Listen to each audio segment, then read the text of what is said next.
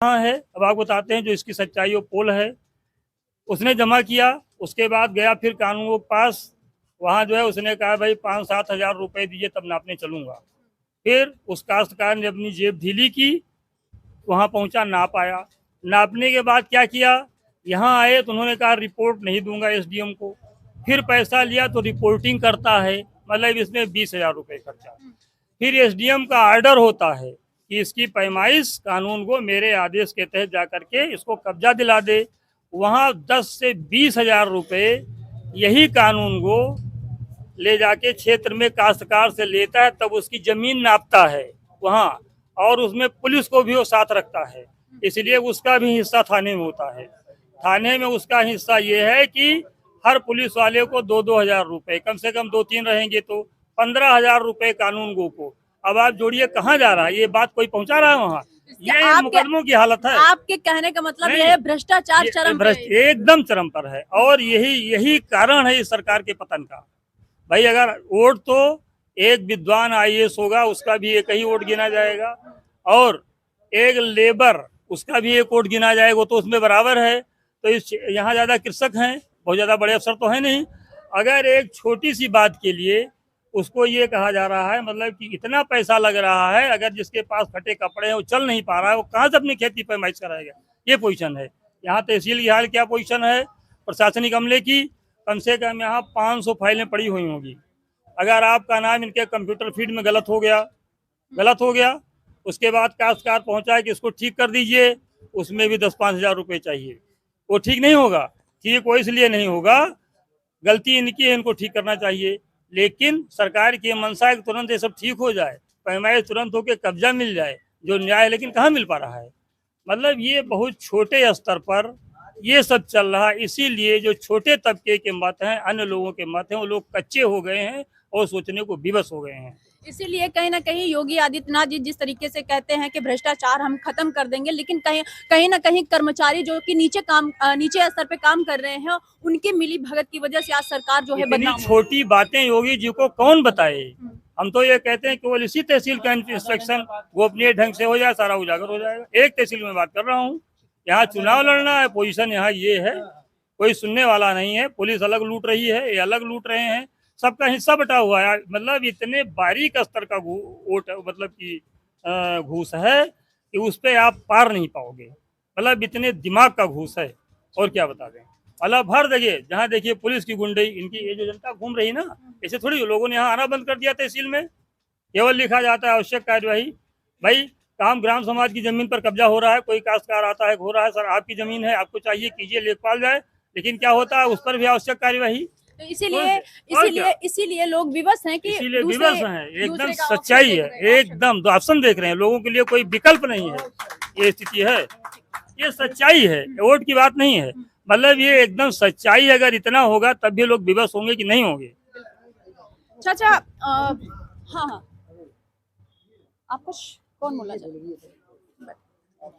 चाचा क्या नाम है आपका? अरुण श्रीवास्तव। आप भी एडवोकेट?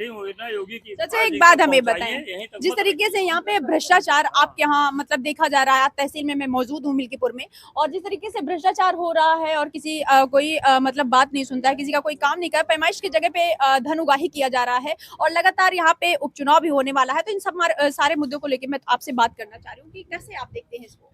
जिस देश का राजा अगर ठीक होगा, ईमानदार होगा, कर्तव्यनिष्ठ होगा, जनता का सुख दुख में भाग करेगा, वहाँ प्रजा अपने आप सुखी हो जाएगी। हमारे तहसील का जो प्रशासन का मुखिया है वो स्वयं महाभ्रष्ट है, कोई काम नहीं करता है, सब एक सूत्रीय उसका रहता है कि नियमानुसार आवश्यक कार्रवाई करें, चाहे आपको मारा पीटा गया हो, चाहे आपकी कोई भी समस्या हो, उनका एक लिखा लिखाया रटा रटाया उनको बता दिया गया है कि आप यही लिख दिया करो, वो वही लिख देते हैं। अब आइए आप करते रहिए। तो जब वो स्वयं भ्रष्ट है तो वो अपना निचले स्तर पर कर्मचारियों के, आप सभी लोगों ने इसका विरोध नहीं किया? बहुत विरोध किया, बहुत ज्ञापन किया, लेकिन इतने शिकायत करने के बाद, हम लोग बार बार कहने के बाद भी उनका कोई आ रहा है, उनका तो एक ही उपाय हो कि यहाँ से जाए। तभी जो मुख्यमंत्री की मंशा है कि स्वच्छ प्रशासन हो, ईमानदार प्रशासन, जनता को न्याय मिले, तो अगर वही मुखिया ही हमारा यहाँ का भ्रष्ट होगा तो कहाँ न्याय मिलेगा। इसलिए हम तो आपके माध्यम से मुख्यमंत्री जी से कहना चाहेंगे कि इनका ट्रांसफर करिए, और इनको ऐसी जगह पे भेजिए जहाँ ये मलाई ही काटे, काम ना करे, खाली मलाई काटते रहें। तो आपके माध्यम से हमारा यही कहना है कि इनका ट्रांसफर किया जाए। अच्छा, चुनाव का माहौल क्या है? उपचुनाव होने वाला है, जिस तरीके से सपा और बीजेपी में घमासान मचाई है, आपको पता ही होगा कि 50,000 वोटों से बताया जा रहा है कि यहाँ से अयोध्या से हारी बीजेपी। लेकिन फिलहाल के लिए अभी अयोध्या प्रसाद जी जो है, उनके बेटे का कयास लगाया जा रहा है कि वो अपने विधायक के लिए उतारेंगे अपने बेटे को। क्या लग रहा है? अवधेश प्रसाद न कहिए, वो तो भाई अयोध्या का राजा, उनको अखिलेश यादव ने घोषित कर दिया है। तो वो अयोध्या का राजा है और राजा पूर्व में यहाँ मंत्री थे, प्रदेश सरकार मंत्री थे। वो खाली मंत्री लेकर 7-8 गाड़ियां लेकर आते थे, पौ पौ करके चले जाते थे। उस मंत्रित्व कार्यकाल में भी उन्होंने कोई काम नहीं किया। और अब तो राजा है, अब तो करने की कोई जरूरत ही नहीं है। तो जो भी काम करेंगे वो बहुत ही राजा वाला काम करेंगे, जनता उनसे पूर्ण संतुष्ट रहेगी। क्योंकि लेकिन फिलहाल के लिए अगर ऐसी कोई बात थी कि अवधेश जी ने यहाँ पे कोई काम नहीं किया था, फिर जनता ने उनको 50,000 वोटों से एक्स्ट्रा क्यों जिताया? जनता ने इसलिए जो बताया कि हमारे यहाँ के जो लल्लू सिंह जीते थे वो वास्तव में लल्लू ही थे, है ना। वो मोदी योगी के भरोसे बैठे रहते थे, अपना एसी रूम में अपना वहीं रहते थे। ग्रामीण एरिया में उन्होंने कभी संपर्क नहीं किया, ग्रामीणों का सुख दुख जाना नहीं। 70% आबादी ग्रामीण एरिया में रहती है, उसका सुख दुख में आप गए नहीं, आपने वहाँ काम हो रहा है, आपने उसको कभी निरीक्षण ही नहीं किया, उसको कुछ दिया ही नहीं। तो 70% ग्रामीण ने भी मन बना लिया कि भले राम हमारे ही हैं, लेकिन लल्लू भैया आपको लल्लू ही कर दे रहे हैं, आप बैठ जाओ, कुछ दिन आराम कर लो, बाद में रहिएगा, इसलिए वो चले गए। ठीक है। अच्छा, एक चीज और कहना चाहें, गोरखनाथ बाबा जो हैं, शायद आपने सुना ही होगा, प्रत्याशी जो है मतलब बना के बीजेपी उतारने वाली है। क्या लग रहा है, गोरख जी यहाँ से निकलेंगे या फिर जो है अवधेश जी के बेटे? अब ये तो देखिए, बीजेपी का जो नेतृत्व होगा, जिसको भेजा जाएगा किया जाएगा। अब गोरखनाथ यहाँ पूर्व विधायक थे, तो गांव में, हर गांव में उनके कुछ न कुछ कार्यकर्ता तो वही है। कोई नया आएगा तो हो सकता है उसको कुछ बनाने में कुछ सामना करना पड़ेगा, लेकिन फिर भी चाहे जो आएगा, जो भी बीजेपी नेतृत्व भेजेगी, लोग स्वीकार करेंगे, बीजेपी उसको वोट देगी। और लगभग ये भी है कि सारी सीटें इनको न दिया जाए, कुछ सीट मतलब जनता मतलब कहीं ना कहीं जनता ये चाहती है कि जो है सांसद भी बन गए हैं और विधायकी की सीट उनको ना मिले। विधायक उनका लड़का भी बने रहा है, ऐसा नहीं रहेगा, क्योंकि उनका भी कार्यकाल हम लोगों ने देखा, कुछ किया नहीं। हमारे यहाँ आए 2 बार अधिवक्ता संघ में शपथ ग्रहण उनको बुलाया गया और 25 लाख उन्होंने एक बार दिए थे जब वो मंत्री थे, उसमें से भी 25 पैसा यहाँ तक पहुँचा नहीं। अभी अधिवक्ता संघ का शपथ ग्रहण हुआ था, उसमें आए थे, उसमें भी उन्होंने 25 लाख दिया, वो भी अभी रास्ते में ही अटका हुआ। तब तक ये बन गया सांसद, वो भी पता नहीं अब आएगा भी कि खत्म हो गया वो भी। तो इनका जो घोषणा मंत्री है, उनको अवधेश क्या कहे, अवधेश सांसद क्या कहे, वो पूरा घोषणा मंत्री है।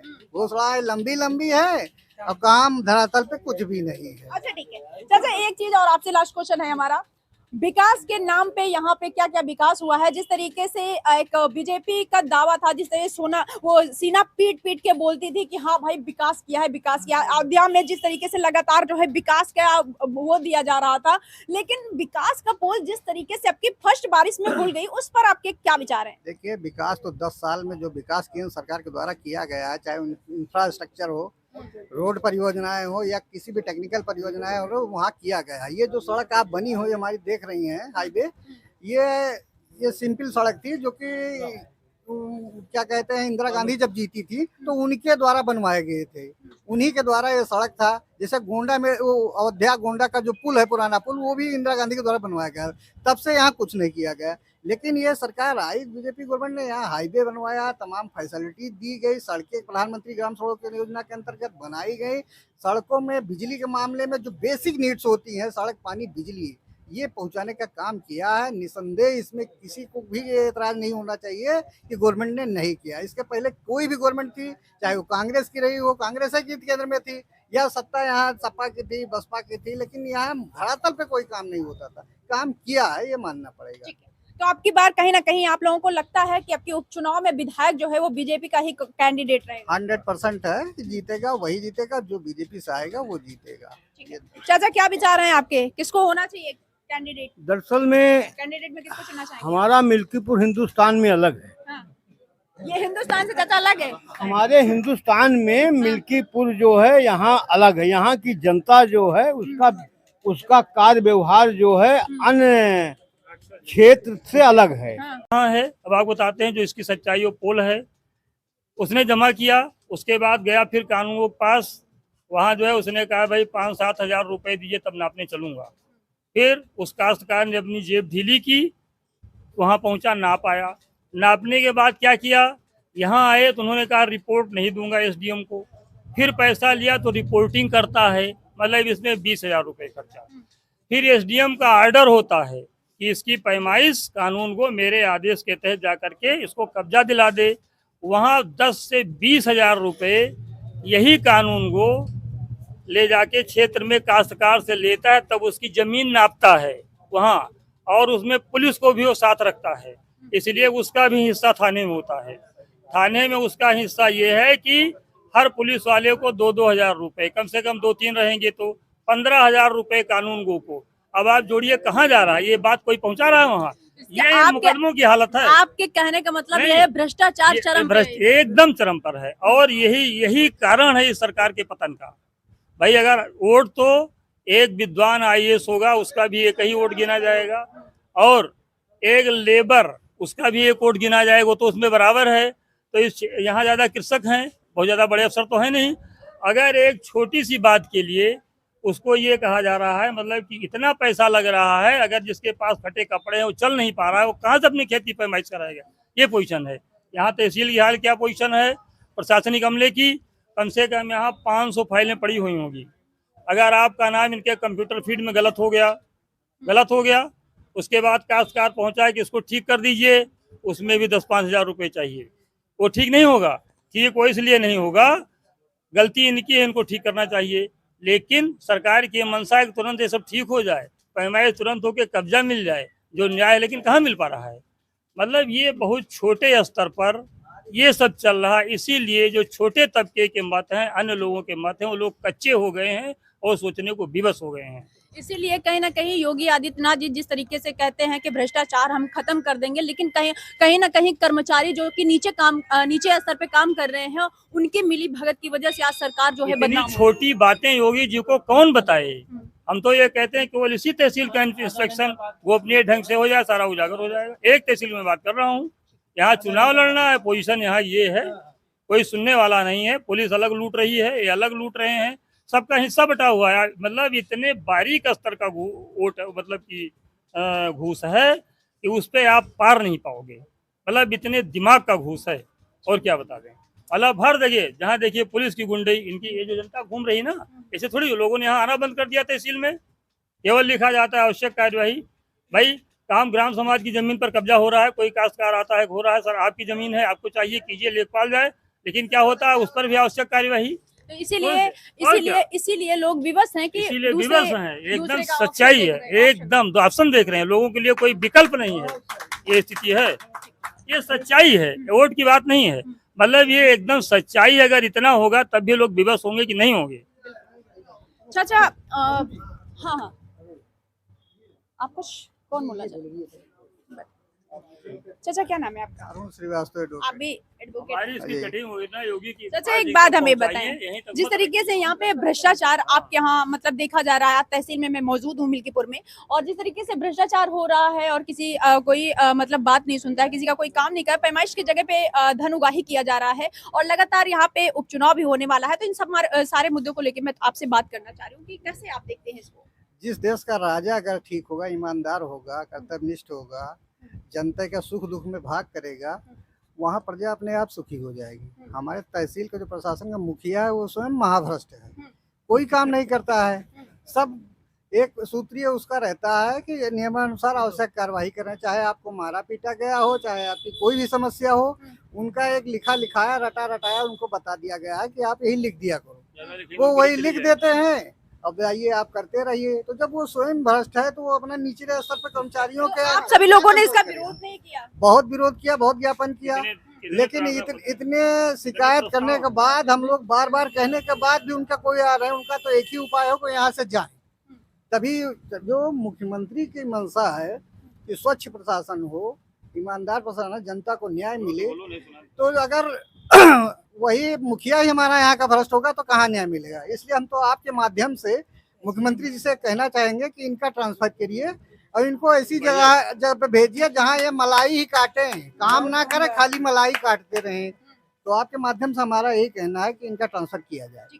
चाचा, चुनाव का माहौल क्या है? उपचुनाव होने वाला है, जिस तरीके से सपा और बीजेपी में घमासान मचाई है, आपको पता ही होगा कि 50,000 वोटों से बताया जा रहा है कि यहाँ से अयोध्या से हारी बीजेपी। लेकिन फिलहाल के लिए अभी अयोध्या प्रसाद जी जो है, उनके बेटे का कयास लगाया जा रहा है कि वो अपने विधायक के लिए वो उतारेंगे अपने बेटे को। क्या लग रहा है? अवधेश प्रसाद न कहिए, वो तो भाई अयोध्या का राजा, उनको अखिलेश यादव ने घोषित कर दिया है, तो वो अयोध्या का राजा है। और राजा पूर्व में यहाँ मंत्री थे, प्रदेश सरकार मंत्री थे, वो खाली मंत्री लेकर 7-8 गाड़ियां लेकर आते थे, पों पों करके चले जाते थे। उस मंत्रित्व कार्यकाल में भी उन्होंने कोई काम नहीं किया। और अब तो राजा है, अब तो करने की कोई जरूरत ही नहीं है। तो जो भी काम करेंगे वो बहुत ही राजा वाला काम करेंगे, जनता उनसे पूर्ण संतुष्ट रहेगी। क्योंकि लेकिन फिलहाल के लिए अगर ऐसी कोई बात थी कि अवधेश जी ने यहाँ पे कोई काम नहीं किया था, फिर जनता ने उनको 50,000 वोटों से एक्स्ट्रा क्यों जिताया? जनता ने इसलिए जो बताया कि हमारे यहाँ के जो लल्लू सिंह जीतते थे वो वास्तव में लल्लू ही थे, है ना। वो मोदी योगी के भरोसे से बैठे रहते थे, अपना एसी रूम में अपना वहीं रहते थे। ग्रामीण एरिया में उन्होंने कभी संपर्क नहीं किया, ग्रामीणों का सुख दुख जाना नहीं। 70% आबादी ग्रामीण एरिया में रहती है, उसका सुख दुख में आप गए नहीं, आपने वहाँ काम हो रहा है, आपने उसको कभी निरीक्षण ही नहीं किया, उसको कुछ दिया ही नहीं। तो 70% ग्रामीण ने भी मन बना लिया कि भले राम हमारे ही हैं, लेकिन लल्लू भैया आपको लल्लू ही कर दे रहे हैं, आप बैठ जाओ, कुछ दिन आराम कर लो, बाद में रहिएगा, इसलिए वो चले गए। ठीक है। अच्छा, एक चीज और कहना चाहें, गोरखनाथ बाबा जो हैं, शायद आपने सुना ही होगा, प्रत्याशी जो है मतलब बना के बीजेपी उतारने वाली है। क्या लग रहा है, गोरख जी यहाँ से निकलेंगे या फिर जो है अवधेश जी के बेटे? अब ये तो देखिए, बीजेपी का जो नेतृत्व होगा, जिसको भेजा जाएगा किया जाएगा। अब गोरखनाथ यहाँ पूर्व विधायक थे, तो गांव में, हर गांव में उनके कुछ न कुछ कार्यकर्ता तो वही हैं। कोई नया आएगा तो हो सकता है उसको कुछ बनाने में कुछ सामना करना पड़ेगा, लेकिन फिर भी चाहे जो आएगा, जो भी बीजेपी नेतृत्व भेजेगी, लोग स्वीकार करेंगे, बीजेपी उसको वोट देगी। और लगभग ये भी है कि सारी सीटें इनको ना दिया जाए, कुछ सीट मतलब जनता मतलब कहीं ना कहीं जनता ये चाहती है कि जो है सांसद भी बन गए हैं और विधायकी की सीट उनको ना मिले। विधायक उनका लड़का भी बने रहा है, ऐसा नहीं रहेगा, क्योंकि उनका भी कार्यकाल हम लोगों ने देखा, कुछ किया नहीं। हमारे यहाँ आए 2 बार अधिवक्ता संघ में शपथ ग्रहण उनको बुलाया गया, और 25 लाख उन्होंने एक बार दिए थे जब वो मंत्री थे, उसमें से भी 25 पैसा यहाँ तक पहुँचा नहीं। अभी अधिवक्ता संघ का शपथ ग्रहण हुआ था, उसमें आए थे, उसमें भी उन्होंने 25 लाख दिया, वो भी अभी रास्ते में ही अटका हुआ, तब तक ये बन गया सांसद। वो भी पता नहीं अब आएगा भी कि खत्म हो गया वो भी। तो इनका जो घोषणा मंत्री है, उनको अवधेश क्या कहे, अवधेश सांसद क्या कहे, वो पूरा घोषणा मंत्री है। घोषणाएं लंबी लंबी है और काम धरातल पे कुछ भी नहीं है। अच्छा, ठीक है चाचा, एक चीज और आपसे लास्ट क्वेश्चन है हमारा, विकास के नाम पे यहाँ पे क्या क्या विकास हुआ है? जिस तरीके से एक बीजेपी का दावा था, जिस तरह सीना पीट पीट के बोलती थी कि हाँ भाई विकास किया है, विकास किया। अयोध्या में जिस तरीके से लगातार जो है विकास का वो दिया जा रहा था, लेकिन विकास का पोल जिस तरीके से आपकी फर्स्ट बारिश में भूल गई, उस पर आपके क्या विचार है? देखिए, विकास तो 10 साल में जो विकास केंद्र सरकार के द्वारा किया गया है, चाहे इंफ्रास्ट्रक्चर हो, रोड परियोजनाएं हो या किसी भी टेक्निकल परियोजनाएं हो, वहाँ किया गया है। ये जो सड़क आप बनी हुई हमारी देख रही हैं, हाईवे, ये सिंपल सड़क थी, जो कि क्या कहते हैं, इंदिरा गांधी जब जीती थी तो उनके द्वारा बनवाए गए थे, उन्हीं के द्वारा ये सड़क था। जैसे गोंडा में वो अयोध्या गोंडा का जो पुल है, पुराना पुल, वो भी इंदिरा गांधी के द्वारा बनवाया गया, तब से यहाँ कुछ नहीं किया गया। लेकिन ये सरकार आई, बीजेपी गवर्नमेंट ने यहाँ हाईवे बनवाया, तमाम फैसिलिटी दी गई, सड़कें प्रधानमंत्री ग्राम सड़क योजना के अंतर्गत बनाई गई। सड़कों में बिजली के मामले में जो बेसिक नीड्स होती हैं, सड़क, पानी, बिजली, ये पहुंचाने का काम किया है। निसंदेह इसमें किसी को भी ये एतराज नहीं होना चाहिए कि गवर्नमेंट ने नहीं किया। इसके पहले कोई भी गवर्नमेंट थी, चाहे वो कांग्रेस की रही हो, कांग्रेस की केंद्र में थी, या सत्ता यहाँ सपा की थी, बसपा की थी, लेकिन यहाँ धरातल पे कोई काम नहीं होता था। काम किया है, ये मानना पड़ेगा। तो आपकी बार कहीं ना कहीं आप लोगों को लगता है कि आपके उपचुनाव में विधायक जो है वो बीजेपी का ही कैंडिडेट रहेगा? 100% है, जीतेगा वही जीतेगा, जो बीजेपी से आएगा वो जीतेगा। चाचा, क्या विचार हैं आपके, किसको होना चाहिए कैंडिडेट? दरअसल में कैंडिडेट में किसको चुनना चाहिए? हमारा मिल्कीपुर हिंदुस्तान में अलग है। हाँ। ये हिंदुस्तान से चाचा अलग है? हमारे हिंदुस्तान में मिल्कीपुर जो है यहाँ अलग है। यहाँ की जनता जो है उसका कार्य व्यवहार जो है अन्य क्षेत्र से अलग है।